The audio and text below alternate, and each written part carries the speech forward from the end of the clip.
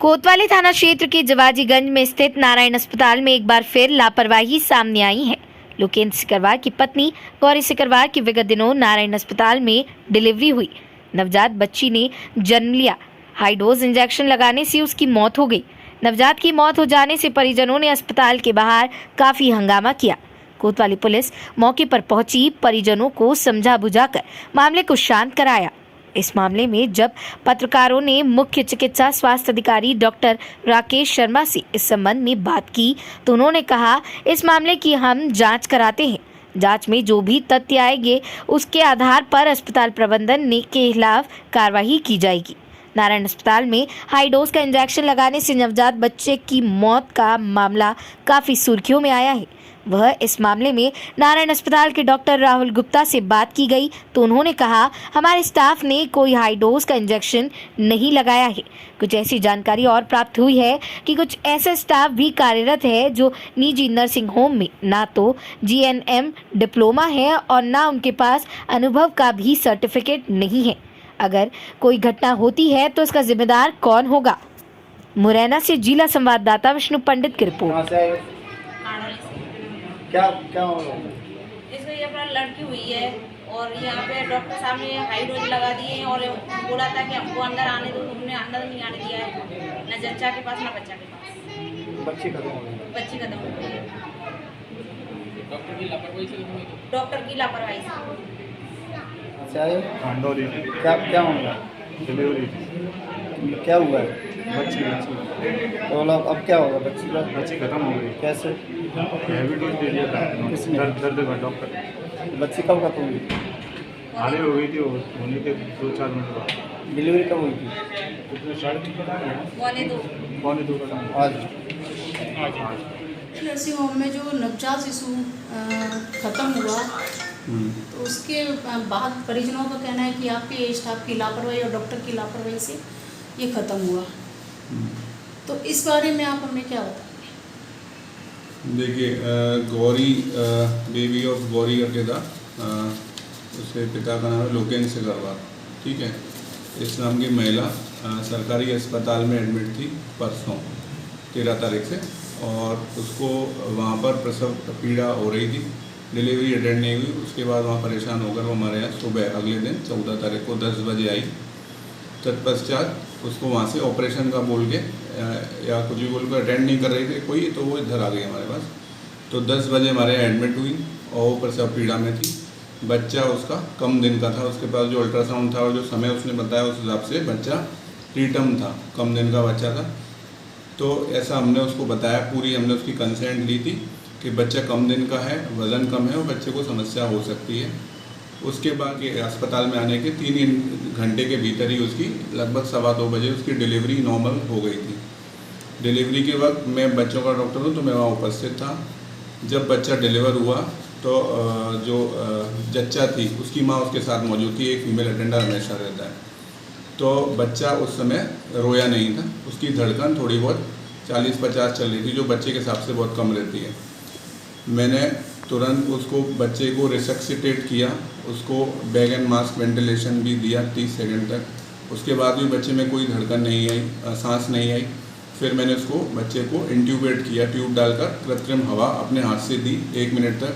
उस दौरान मैंने उसके पिता को, उसके चाचा को बारी बारी से बुलाया और समझाया कि बच्चे की स्थिति गंभीर है और चूँकि बच्चे में खुद से कोई सांस नहीं है तो ऐसे बच्चे का सर्वाइव करना मुश्किल होता है। मैं पूरा इनिशियल रिसक्सिटेशन करने के बाद मैंने बच्चे को के पिता को ये सलाह दी कि इसका आगे का इलाज। बोल रहा है कि हमारे हैवी डोज दिया गया, डॉक्टर ने लापरवाही की है। देखिए, हैवी डोज क्या होता है या नॉर्मल डोज क्या होता है, ये अटेंडर नहीं बता सकता, ये डॉक्टर बता सकता है। अगर कोई डॉक्टर ये कह दे कि हाँ इस इंजेक्शन का इतना डोज से इतना दिया तो ये बात मैं स्वीकार करूँगा। हैवी डोज क्या होता है क्या नहीं, ये अटेंडर को किसी ने पट्टी पढ़ा दी, वो वही भाषा बोल रहा है। ऐसा कोई इंजेक्शन बच्चे को तो एक छुआ तक नहीं, सुई तक नहीं लगी, और जच्चा को एक नॉर्मल फ्लूइड जो चलता है क्योंकि ब्लड लॉस होता है डिलीवरी में, उसके अलावा कुछ नहीं लिया है। और हैवी डोज लगता तब है जब सुबह से शाम तक जच्चा रहे और उसके दर्द नहीं आ रहे हों या डिलीवरी नहीं हो रही। हमारे यहाँ तो 2-2.5 घंटे के अंदर उसकी डिलीवरी हो गई। तो ऐसा कोई भी इंजेक्शन हमारे द्वारा जैसे कि डॉक्टर साहब आपने बताया तो क्या सरकारी हॉस्पिटल से जब उसको यहाँ लाएगा तो जी। वहाँ की छुट्टियों के कुछ कागजात भी आपने नहीं, वहाँ से उन्होंने असंतुष्ट होकर वो अपने मतलब आप बिना- स्वतः ही लेके आए, स्वतः ही वहाँ लेके पे आए। वो भर्ती हो अभी भी दर्शाई जाएगी कि भर्ती है। इसका मुझे अंदाजा नहीं है। बस जब जैसे कि अपन कोई हाँ। प्राइवेट नर्सिंग होम में लेते हैं या जी। तो वहाँ से छुट्टी कराने के बाद ही प्राइवेट नहीं, नर्सिंग होम में छुट्टी तो लिया जाता ऑब्वियसली है। नहीं हुई होगी, वो असंतुष्ट होकर स्वयं से लामा होकर वहाँ से मतलब आए। कहीं ना कहीं उनकी भी लापरवाही है और कहीं ना कहीं आपकी भी लापरवाही, नहीं, क्योंकि जो कागज जब सरकारी हॉस्पिटल में वो नर्स जच्चा भर्ती है जी। तो डॉक्टर बिना कागजों के वहाँ से लाए हुए यानी कि दोनों जगह ही वो उसकी दर्शाया जा रहा है। इसको मैं लापरवाही नहीं कहूँगा।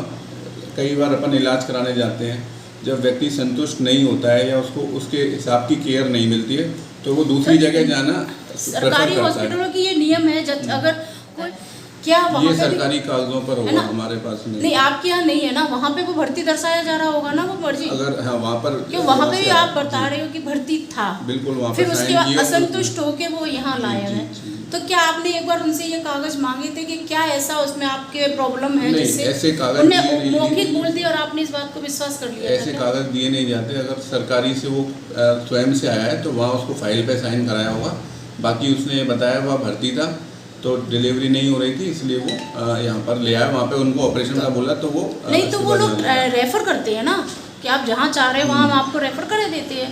सरकारी ये से नियम रेफर है ना किसी भी सर। प्राइवेट अस्पताल में नहीं होता है। अगर उसके रेफर पास मतलब कागज ये हुआ, नहीं है ग्वालियर कहीं के भी लिए। कहीं के लिए, तो फिर आपकी फिर मरीज की इच्छा होती है ना कहाँ जाना है, हाँ तो मरीज तो स्वयं ये से ही रेफर है। भी तो किया होगा ना इनको, ये तो मेरे को जानकारी ये नहीं। आपने मुझसे पूछा नहीं क्योंकि ये आगे के लिए ये सवाल उठते उन्होंने हैं ना। ऑपरेशन के लिए बोला था, उनने लिखित में लिया होगा ऑपरेशन का, ये उनको दिया होगा, पता ही है। जरूर दिया होगा। तो ये मेरे पास इस प्रकार का कोई जो है उसमें नारायणी हॉस्पिटल है जो भी नया ही खुला है, उसमें कल एक दुर्घटना हुई, जच्चा और बच्चा की मृत्यु हुई। परिजनों का आरोप है कि डॉक्टर की लापरवाही से एवं जच्चा को कुछ गुप्त सूचकों से पता चला है हम लोगों को कि नारायणी हॉस्पिटल में 10th और 12th पास वाले उसमें प्रैक्टिस कर रहे हैं या इलाज कर रहे हैं, इंजेक्शन लगा रहे हैं, तो क्या ऐसे लोगों पर क्या कोई कार्रवाई होगी? मैं इस बात की आपकी पूरी प्रशंसा करता हूँ कि ये विषय आपने मेरे ध्यान में लाया है कि 10वीं पास 12वीं पास जिनको उस सब्जेक्ट की ट्रेनिंग नहीं है वो भी मरीजों पे इंजेक्शन और प्रैक्टिकल या क्लिनिकल कार्य कर रहे हैं। फिर ऐसा कोई पाया जाता है तो उस अस्पताल के खिलाफ़ कार्रवाई होगी और संबंधित ये जो काम कर रहा है उसके खिलाफ भी कार्रवाई होगी। किसी भी नर्सिंग होम में या किसी भी हॉस्पिटल में, चाहे गवर्नमेंट का हो या प्राइवेट हो, सब में जो कोई भी नर्सिंग ऑफिसर के पद पे है और या जो नर्सिंग का काम कर रहा है वो सिर्फ डिग्री वाले ही होंगे या डिप्लोमा वाले ही होंगे, या तो उन्हें GNM किया होगा या BSc नर्सिंग किया होगा, या इसके अलावा वो किसी से काम ले रहे हैं तो वो अवैध रूप से इसका काम ले रहे हैं और इस प्रकार की सूचनाएं आएंगी तो उस अस्पताल के खिलाफ सख्त कार्रवाई की जाएगी। जैसा आपके द्वारा मेरे संज्ञान में लाया गया है कि राहुल गुप्ता जी का जो अस्पताल है वो जीवाजीगंज में स्थित है, वहाँ पे इस प्रकार की घटना हुई है जिसमें नवजात बच्चे की मृत्यु हुई है। यार परिवार के लोग या मीडिया इस बात को उठाता है तो मेरे द्वारा निश्चित ही तौर पर राहुल गुप्ता के अस्पताल के खिलाफ कार्रवाई की जाएगी। इसके लिए मैं एक कमेटी का गठन करूंगा जो सब तथ्यों पर जांच करेगी और उसमें गड़बड़ी निकल के आएगी या उनको प्रॉपर केयर नहीं दी होगी तो उनके ऊपर बहुत कठोर कार्रवाई की मेरे द्वारा की जाएगी। जैसे कि अभी ऐसा कोई नियम नहीं है कि इनकी फ़ीस एक जैसी कर दी जाए, पर फिर भी हम IMA के मेंबर्स को बुलाएंगे और उनसे कहेंगे कि वो अपने चार्जेस एक जैसे दें या वो कितने चार्जेस किस बीमारी के लिए ले जा रहे हैं उसकी एक सूची जिला प्रशासन खुद यहाँ पे उपलब्ध कराएं। अगर उससे ज़्यादा वो लेते हैं तो वो अवैध गतिविधि में आएगा और उनके खिलाफ़ एक्शन भी लिया जाए।